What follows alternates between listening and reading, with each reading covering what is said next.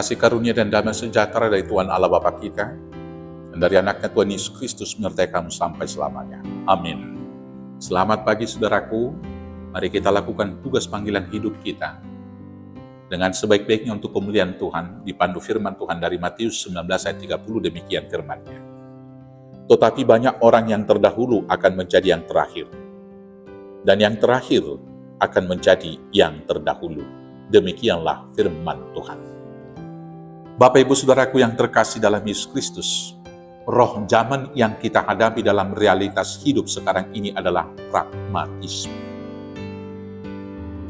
Artinya segala sesuatu diukur dengan untung dan rugi.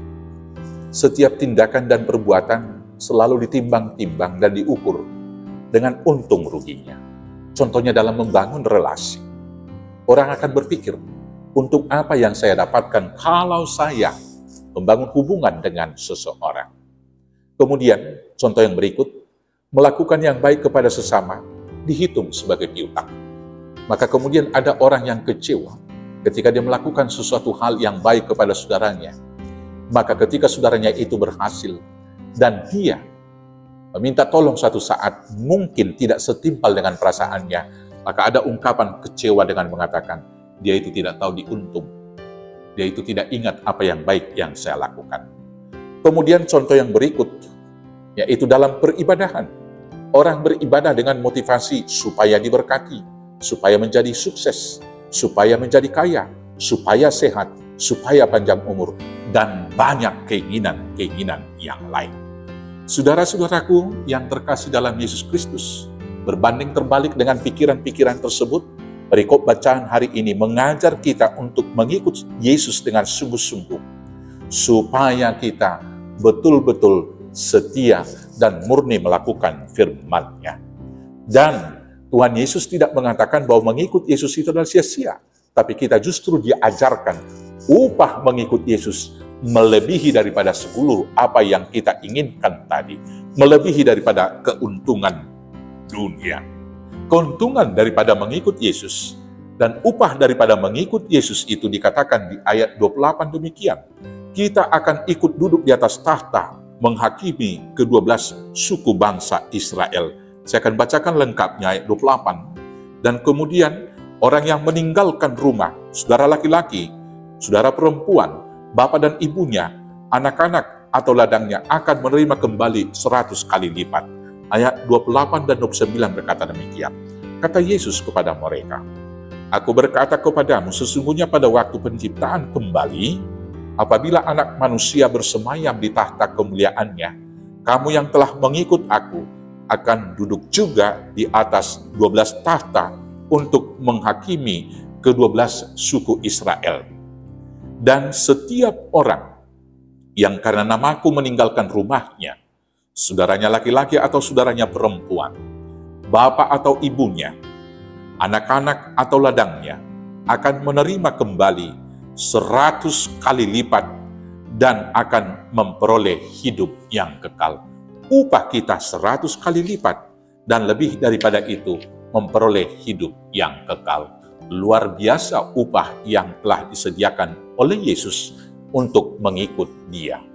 Maka kemudian kita diingatkan untuk tidak ikut dengan roh zaman yang kompetitif, yaitu dengan mengatakan yang terdahulu akan menjadi yang terakhir, yang terakhir akan menjadi yang terdahulu. Arti dari ungkapan kata Tuhan Yesus ini adalah tentang keselamatan. Manusia berlomba untuk mendapat sesuatu di dalam kehidupannya. Orang lain dianggap kompetitor. Siapa cepat, dia dapat. Siapa yang pintar, dia akan memperoleh untung. Sate soto, mate naoto. Nabisuk na punya hata, naoto tu pergadisan.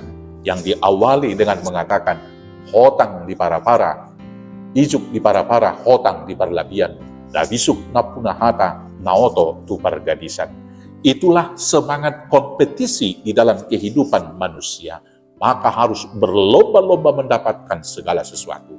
Tetapi dalam konsep keselamatan yang diajarkan oleh Tuhan Yesus, keselamatan itu tidak diterima dan tidak diperoleh dengan bersaing satu dengan yang lain, dengan berkompetisi, dan mementingkan tujuan pribadi, tujuan dan keinginan sendiri menjadi yang pertama dengan mengalahkan dan mengorbankan orang lain.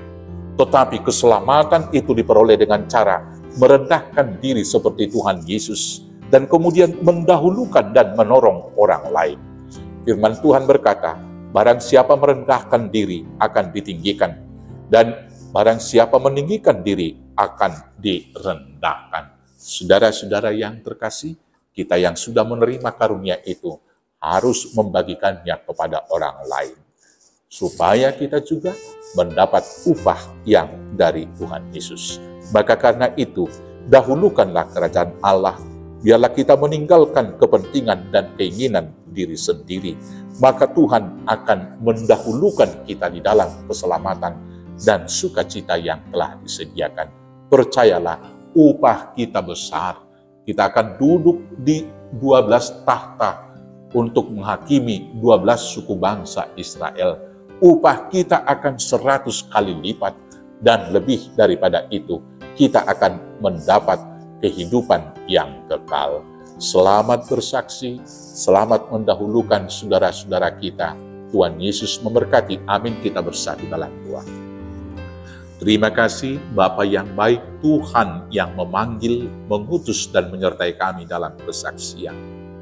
Ajar kami Bapa untuk mendahulukan saudara kami dan mau berkorban. Dengan demikianlah kami akan didahulukan dalam keselamatan yang dari Tuhan. Mampukan kami melakukan tugas panggilan tersebut hanya dengan kuasa pertolongan Yesus Kristus Tuhan Juru Selamat kami yang hidup. Amin. Selamat beraktivitas, selamat bersaksi. Tuhan Yesus memberkati. Horas, horas, horas.